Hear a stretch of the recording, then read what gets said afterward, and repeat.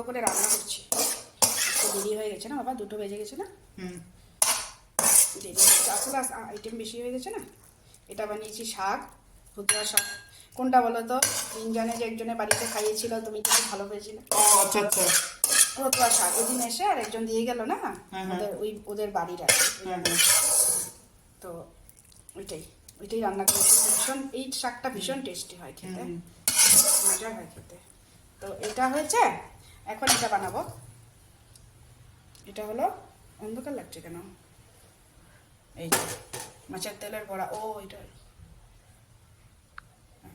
মাছের তেলের বড়া করব এখানে।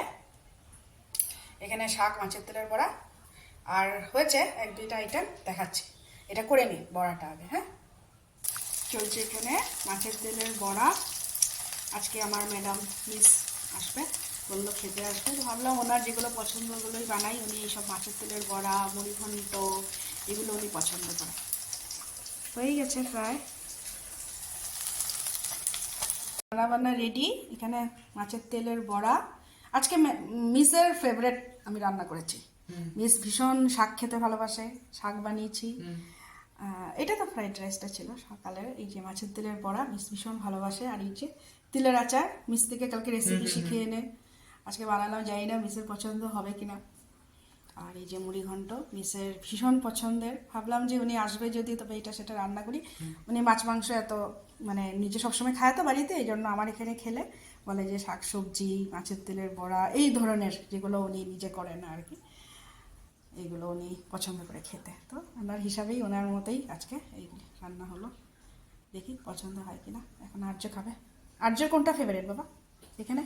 আমার এটা ফেভারিট, তিলের আচার। তিলের আচারটা। আচ্ছা, আর্যর তিলের আচারটা খুব পছন্দ। খেয়েছি না আগে।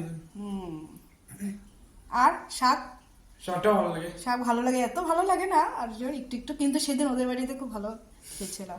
আর তেলের বড়াটা তো খারাপ না, ভালোই। মাছের তেলের বড়া একদমই ক্রিস্পি। দেখি কেমন লাগে খেতে। খাওয়াই তো।